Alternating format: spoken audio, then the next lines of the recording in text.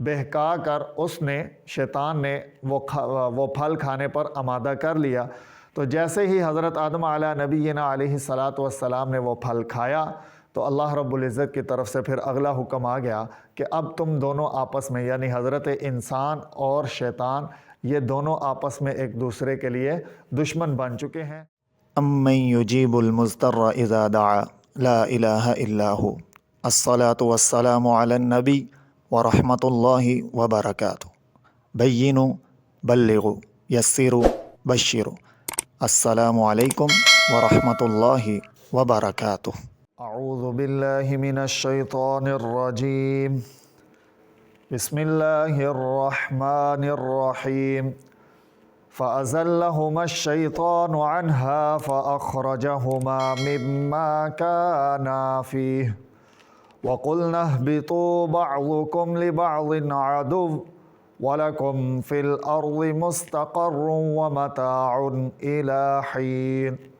صدق اللہ العظیم۔ سورۃ البقرہ آیت نمبر 36۔ فَأَزَلَّهُمَا الشَّيْطَانُ، ان دونوں کو لغزش کرا دی شیطان نے، یا ان دونوں کو بہکا دیا شیطان نے، عنہا، اس چیز سے، یعنی اللہ رب العزت نے جس چیز سے منع کیا تھا اس چیز سے، فَأَخْرَجَهُمَا، اور ان دونوں کو نکلوا دیا، مما کانا فیہ، اس جگہ سے جہاں پر وہ دونوں تھے، وَقُلْنَا، اور ہم نے کہا، یعنی اللہ رب العزت نے فرمایا، اِهْبِطُوا بَعْضُكُمْ لِبَعْضٍ عَدُوٌّ، اِهْبِطُوا، اتر جاؤ، نکل جاؤ، بَعْضُكُمْ لِبَعْضٍ عَدُوٌّ، بَعْضُكُمْ لِبَعْضٍ، تم میں سے بعض بعضوں کے، یعنی تم آپس میں ایک دوسرے کے لیے عدو، دشمن ہو، وَلَكُمْ فِي الْأَرْضِ مُسْتَقَرٌّ، اب تمہارے لیے جو قرار ہے، جو ٹھہرنے کی جگہ ہے، جو قیام کی جگہ ہے، وہ زمین ہے، وَلَكُمْ، اور تمہارے لیے فی الارض، زمین میں، مستقر، ٹھہرنے کے لیے ایک مقام، ایک جگہ ہے، وَمَتَاعٌ، اور فائدہ حاصل کرنے کی، تھوڑا سا فائدہ حاصل کرنے کے لیے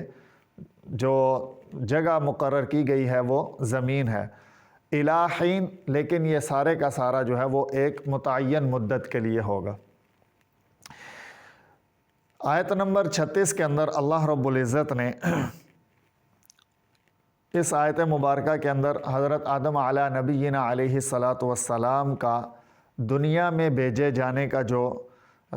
واقعہ ہے وہ ذکر فرمایا ہے۔ فَأَزَلَّهُمَا الشَّيْطَانُ عَنْهَا، کہ اللہ رب العزت نے حکم دیا تھا کہ آپ نے اس درخت کا پھل استعمال نہیں کرنا، لیکن شیطان نے بہلا پھسلا کر حضرت آدم علیہ الصلاۃ والسلام اور ان کی زوجہ محترمہ کو یہ بہکاوے میں ڈال دیا کہ اب وہ متعین مدت جو ہے وہ ختم ہو چکی ہے، لہٰذا اب آپ اس درخت کا پھل استعمال کر سکتے ہیں۔ ہوا کچھ یوں کہ شیطان کہنے لگا کہ جو آپ کو اس درخت کا پھل کھانے سے منع کیا گیا تھا وہ اس وجہ سے منع کیا گیا تھا کیونکہ آپ کا جسم ابھی اس پھل کو کھانے کی طاقت نہیں رکھتا تھا، آپ کا قوہ مضبوط نہیں تھے، کمزور تھے، تو لہٰذا وہ وقت کے ساتھ ساتھ آپ کافی عرصہ، کافی دیر تک یہاں اس مقام جنت میں رہ چکے ہیں، تو اب آپ کا جو قوہ ہے، آپ کا جو جسمانی ساخت ہے وہ اس قابل ہو چکی ہے کہ آپ اس پھل کو استعمال کر سکتے ہیں، لہٰذا اب آپ اس پھل کو استعمال کر لیں۔ تو اس طرح بہکا کر حضرت آدم علیہ نبینا علیہ الصلاۃ والسلام اور ان کی زوجہ محترمہ کو بہکا کر اس نے، شیطان نے وہ پھل کھانے پر آمادہ کر لیا۔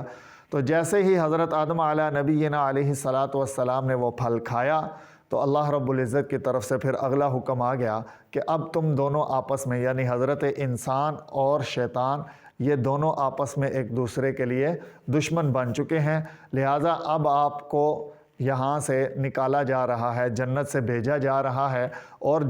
زمین کی طرف بھیجا جا رہا ہے۔ اب آگے کی جو باقی کی جو زندگی ہے وہ آپ کے جو رہنے کا مقام ہے، جگہ ہے، وہ جنت نہیں بلکہ زمین ہے۔ اب آپ نے زمین میں جا کر رہنا ہے، اور وہاں پر بھی ہمیشہ ہمیشہ کے لیے نہیں رہنا بلکہ الی حین، ایک متعین مدت تک رہنا ہے۔ یہاں پر قیامت کا جو یعنی مسلمانوں کا ایک عقیدہ ہے کہ مسلمانوں کا ماننا یہ ہے کہ قیامت آئے گی اور سارے کے سارے انسان اور یہ ساری کی ساری کائنات اور یہ سارے کا سارا نظام یہ درم برم ہو جائے گا، ختم ہو جائے گا۔ تو وہ یہاں پر اس بات کی طرف بھی اشارہ ملتا ہے۔ اور متاع، ہلکا سا فائدہ اٹھانا، یعنی زمین کے اندر آپ جب رہیں گے تو ہلکا سا فائدہ آپ اٹھا سکتے ہیں، حاصل کر سکتے ہیں۔ تو میرے محترم بھائیو بزرگوں، ایک بات یہاں پر یہ بات واضح اچھے انداز میں آپ حضرات کے گوش گزار کرنا چاہتا ہوں کہ قرآن پاک کو سمجھنے کے لیے، قرآن پاک کو سیکھنے کے لیے ضروری ہے کہ ہم قرآن پاک کا مطالعہ صحیح مکمل انداز میں کریں۔ کیونکہ بہت سارے ایسی باتیں ہیں جو قرآن پاک کی کسی ایک جگہ میں اجمالاً ذکر کی گئی ہیں اور دوسری جگہ پر ان کا بڑی تفصیل کے ساتھ ان واقعات کو بیان کیا گیا ہے۔ ان میں سے ایک واقعہ یہ بھی ہے، یہاں اس پارے کے اندر، پہلے پارے کے اندر یہ واقعہ بڑا اجمال، بہت مختصر انداز میں اللہ رب العزت نے یہاں بیان فرمایا ہے، لیکن اسی واقعے کو بڑی تفصیل کے ساتھ، بڑے واضح انداز کے ساتھ سورۃ الاعراف آیت نمبر 19 سے لے کر آیت نمبر 23 تک اللہ رب العزت نے بڑے واضح الفاظ اور بڑی تفصیل کے ساتھ اس واقعے کو بیان فرمایا۔ تو اگر یہاں پر سمجھ میں نہ آئے تو وہاں سے سمجھا جا سکتا ہے، اور اسی طرح سورۃ الطٰہٰ کے اندر بھی یہ واقعہ موجود ہے، وہاں سے بھی پڑھا جا سکتا ہے۔ تو یہ 2-3 مقامات پر پڑھنے کے بعد پھر ہمیں جا کر یہ بات مکمل طریقے سے، صحیح طریقے سے سمجھ آ سکتی ہے۔ اور بہت سارے آج کل اس دور کے اندر بہت سارے ایسے لوگ موجود ہیں کہ جو صرف سطحی مطالعہ کرتے ہیں، یعنی کسی ایک آیت کو پڑھ لیا اور سمجھا کہ بس یہی جو ہے وہ کل علم ہے، یہی سارے کا سارا، ساری کی ساری بات ہے۔ حالانکہ قرآن پاک کے بیشتر مقامات پر بڑے احسن انداز کے اندر ہر بات کو واضح کیا گیا ہے، بتایا گیا ہے، سمجھایا گیا ہے۔ تو اس لیے قرآن پاک کو مکمل صحیح طریقے سے پڑھنا ہمارے لیے ضروری ہے۔ تو قرآن پاک کی تفصیل سب سے پہلے ہم قرآن پاک ہی سے سیکھیں گے، اور اگر پھر بھی ہمیں سمجھ میں نہ آئے تو پھر رسول اللہ صلی اللہ تعالیٰ علیہ وسلم کے فرامین کی روشنی میں ہم قرآن پاک کو سیکھیں گے۔ پھر بھی ہمیں سمجھ میں نہ آئے تو پھر ہم اصحاب رسول صلی اللہ تعالیٰ علیہ وسلم کی زندگیوں سے، ان کے